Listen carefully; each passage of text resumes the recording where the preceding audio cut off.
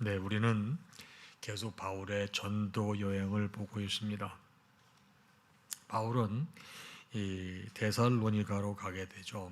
마게도니아에서 데살로니가로, 그 다음에 베레아로, 그 다음에 아덴으로. 아덴이 지금의 아테네가 되겠습니다. 그리고 고린도로. 자, 지금 이제 오늘 말씀은 이 바울이 고린도에서 1년 6개월 있었다고 그러지 않습니까? 그 내용 속에 있는 겁니다. 당시 이제 총독이 누구였는가 하면은 갈리오가 되겠습니다. 갈리오가 아가야의 총독이 되었는데, 그 당시 이제 유대인들이 일제히 일어나서 이 바울을 대적해서 법정으로 데리고 간 겁니다. 그때 이걸 대표로 해서 누가 이제 끌고 갔는가 하면 당시 새롭게 부임한 신임 회당장 소스데네가 앞장서서 바로 이제 바울을 잡아다가 아가야 총독 바로 갈리오에게 끌고 갔습니다. 갔으니까 이제 왜 이 사람을 끌고 왔는지 기소 내용을 얘기해야 될 거 아니에요. 이 사람 끌고 온 죄가 뭐라고 하는 내용을 말하는데 이렇게 말을 합니다. 이 사람은 율법을 어기면서 하나님을 경외하라고 사람들을 권면합니다. 당시 유대인들은 율법이 굉장히 중요하잖아요. 모세의 율법. 그런데 율법을 어기면서 바로 하나님을 경외하라고 사람을 가르치니까 당시 그 기준으로 볼 적에는 크게 잘못된 거예요. 당시 기준으로 볼 때. 그러니까 이제 바울이 답답하잖아요. 그래서 바울이 입을 열어서 변론하려고 할 적에 이 갈리오가 딱 막습니다. 말하지 못하게 하고 유대인들에게 말합니다. 뭐라고? 너희 유대인들아, 만일 이것이 무슨 부정한 일이나 불량한 행동이었으면 내가 너희 말을 들어주는 것이 옳다. 이거 뭐냐면 정치적인 문제. 정치적인 문제일 경우에는 내가 여기에 개입하는 것이 옳다. 15절입니다. 그런데 만일 이 문제가 언어와 명칭과 너희 법에 관한 것입니다. 너희 법은 뭡니까? 지금 율법을 어기면서 하나님을 경외하라고 그랬다고 그랬죠. 지금 율법을 어긴 거잖아요. 그들의 법이잖아요. 너희들의 법이잖아요. 너희 법에 관한 것이면 스스로 처리하라. 여러분, 지금도 여러분 우리나라 헌법은 정교 분리 원칙입니다. 이해하시죠? 그래서 정치와 교회가 분리가 되어 있는 거예요. 이 중세 때 이 정치와 종교가 하나가 돼가지고 얼마나 타락을 하고 얼마나 문제가 많았습니까? 여러분, 종교가요 정치화가 되게 되면 잔인해지는 겁니다. 보십시오. 지금 탈레반 얘기 계속 나오지 않습니까? 아프가니스탄에 20년 동안 미국이 주둔하면서 이 탈레반 세력을 억압시켰는데, 억제했는데, 이제 미국이 철군하고 나니까 탈레반이 다시 정권을 잡잖아요. 근데 이 탈레반 정권은 이 샤리마라고 하는, 샤말이라고 하는 그 이슬람 율법을 강조하잖아요. 여러분, 종교에서 가르치는 걸 갖다가 여러분 정치화하게 되면 잔인해져요.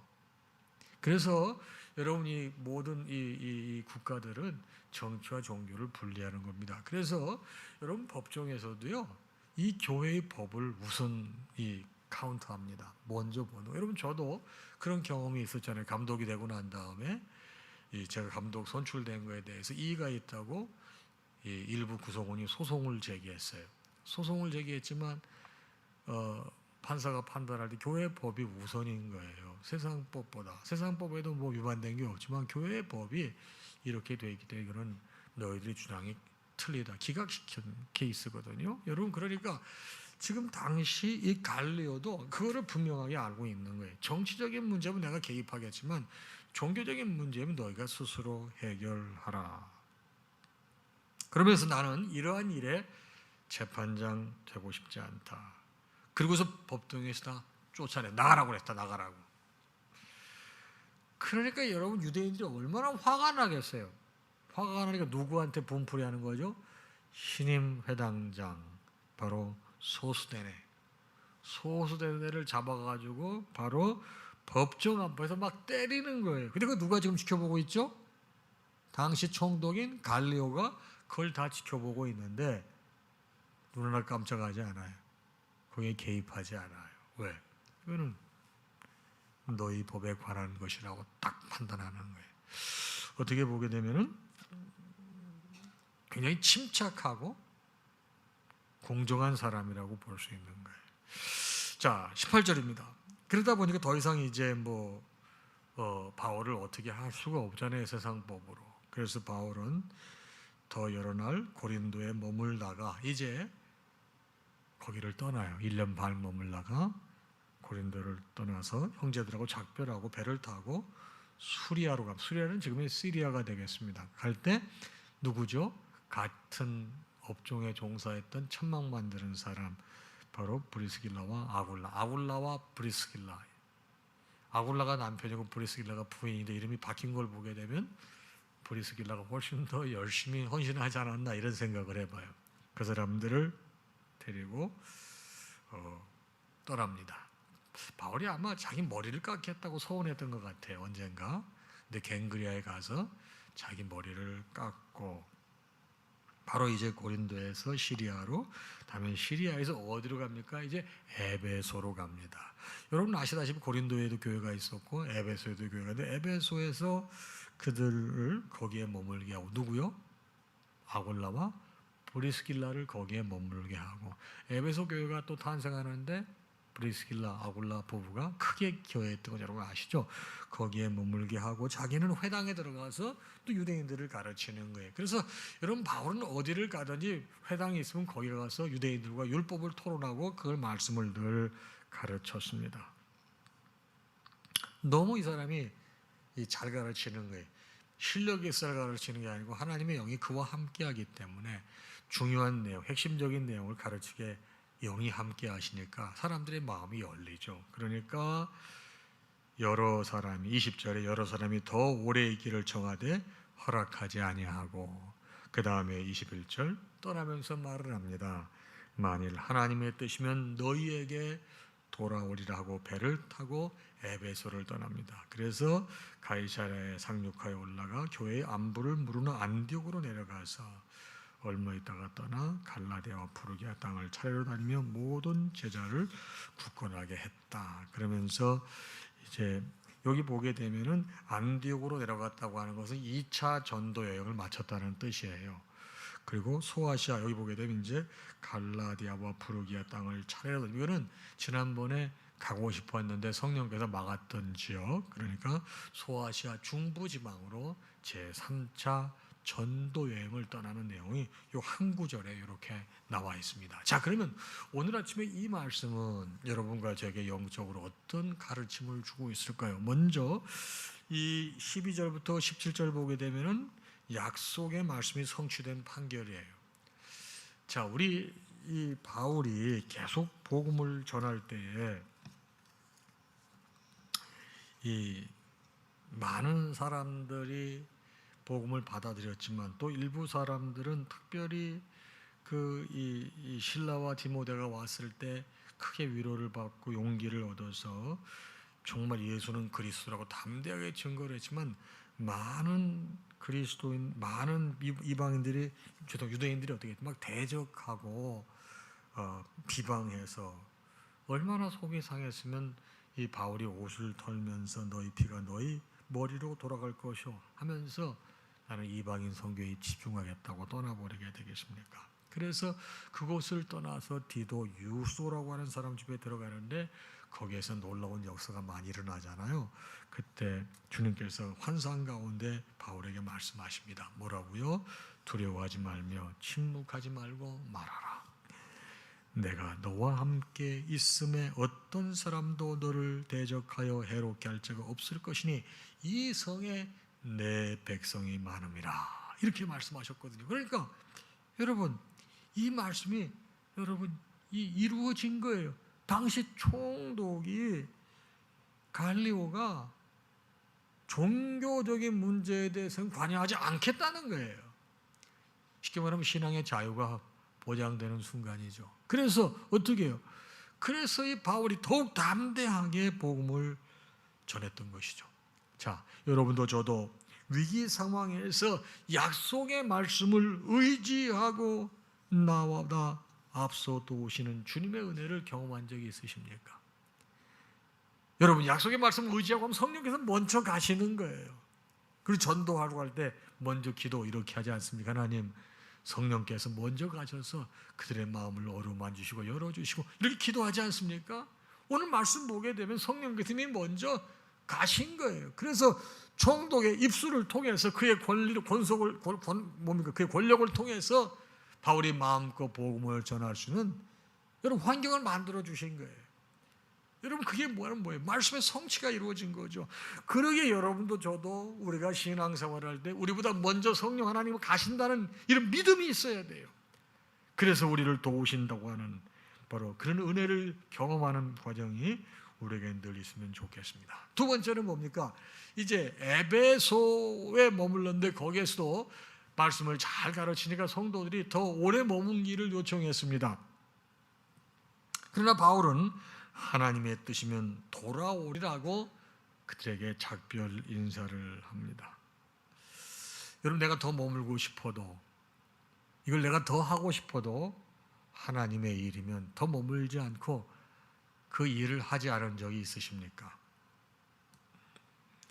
떠나고 싶어도 하고 싶지 않아도 더 머물러야 되고 해야 할 일이 혹시 있으셨습니까? 어디입니까? 한번 잘 생각해 보십시오. 우리는요, 내가 떠나고 싶지 않아도 떠나야 될 때가 있어요. 여러분, 우리 목회자는 그래서 좀 너무 이제 클래식한 얘기 같아요. 좀 앤틱한 얘기 같아요. 요즘에 신학생들한테 이런 얘기하면은 받아들일까 그런 생각이 드는데, 저 신학생 시절에는 항상 수업 시간에 교수님들이 뭐 이 모양 저 모양으로 이런 내용의 얘기를 많이 하셨어요. 뭐냐면 항상 목회자는 세 가지 준비를 해야 된다. 하나가 뭐냐? 설교 준비하는 거예요. 그러니까 언제 어디서 말씀을 전할 기회가 있을지 모르고 설교 준비해야 된다. 해놔야 된다. 지금은 참 좋아요. 여러분 옛날에는 설교를 다 종이에다 준비했잖아요. 그 원고를 놓고 가게 되면 어디 가서도 못하는 거예요. 지금은 여러분 제 이 휴대전화 속에요. 제 설교 2006년부터 한 게 여러분 다 들어가 있어요. 이 휴대전화 안에. 얼마나 많이 있겠어요. 2000년부터 왔는데 우리 이거 이렇게 이 컴퓨터 뭡니까 이 저거 드라이브 옮기는 과정에서 잘못해가지고 다 지워져 버렸어요. 얼마나 속상한지 한 6년 정도밖에 없어져 버렸어요. 그래도 뭐 하드 카피는 있긴 있는데 그래도 나머지는 전부 여기 들어있어요. 다. 그러니까 지금은 설교 준비가 다 되어 있는 거랑 마찬가지. 여기 생각해보세요. 얼마나 많겠어요. 항상 설교 준비해라. 두 번째는 언제든지 이사갈 준비해라. 이사갈 준비해라. 세 번째는 죽을 준비해라. 죽을 준비. 이 죽을 준비는 이것도 죽는 것도 말하지만 언제나 갈등과 문제가 있었을 때 내가 죽어야 된다. 이거를 배웠어요. 근데 이게 요즘에 젊은 신학생들은 얼마나 와닿을지 모르는데 이사 부분이에요. 여러분 저는 정말 미국에서 공부할 때 그 담임 목사님께서 지금 이미 학기가 시작했어요. 유학생은 당시에는 학교를 바꿀 때는 이민국의 승인을 받지 못하면 학교를 못 바꿔요.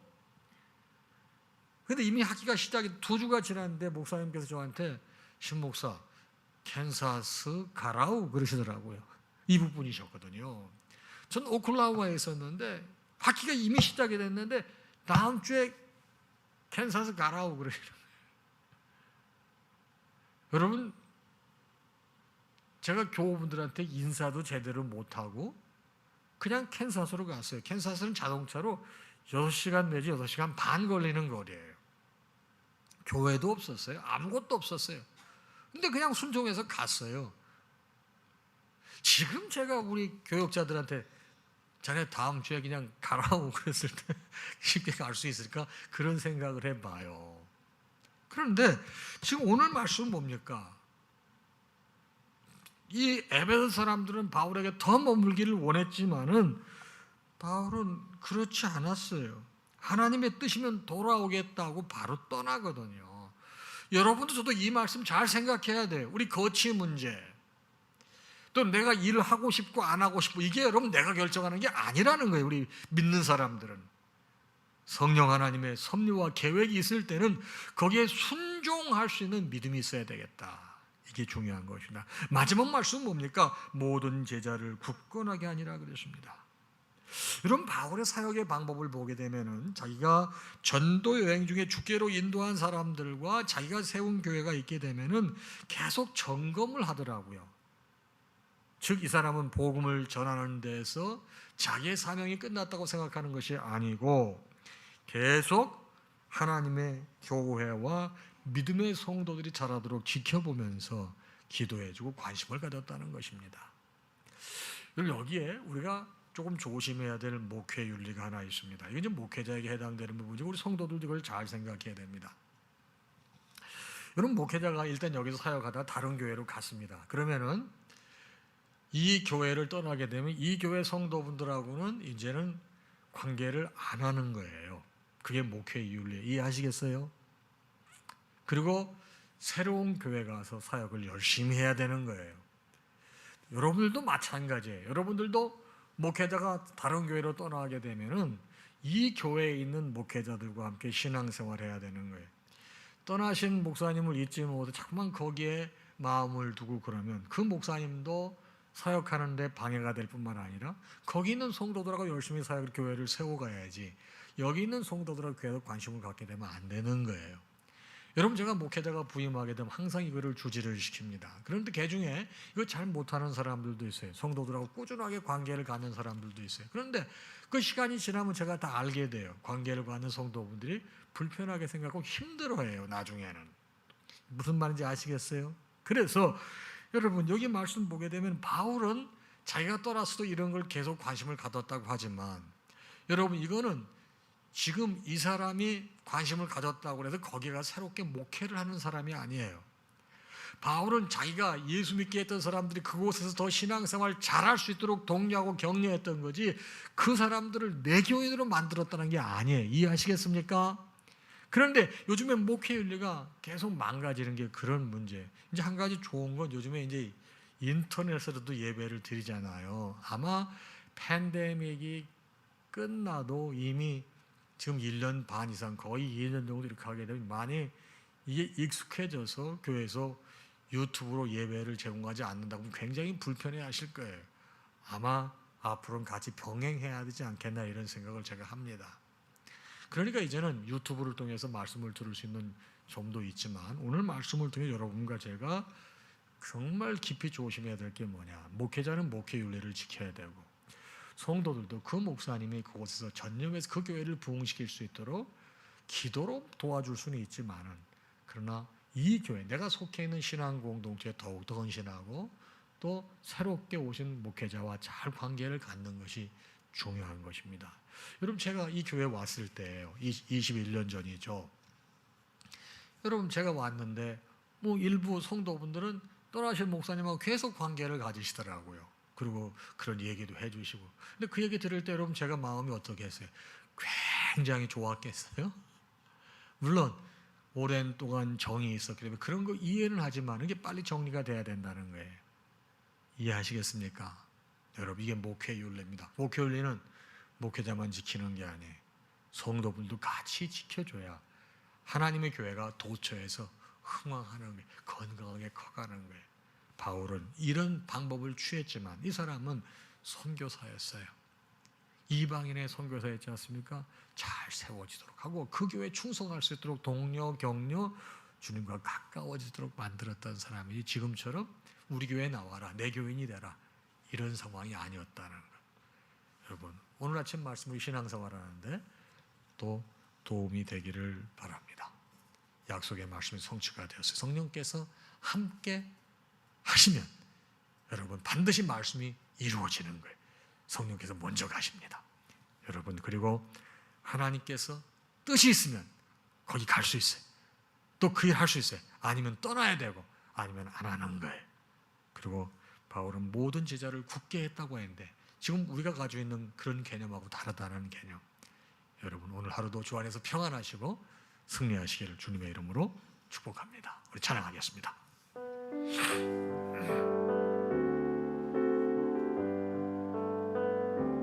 모든 영광 하나님께,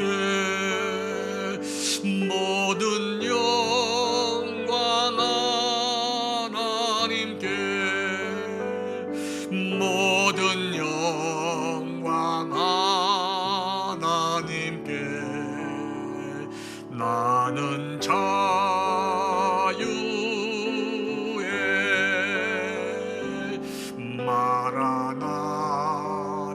주신다. 마라나타 주신다. 마라나타 주신다. 나는 자유해.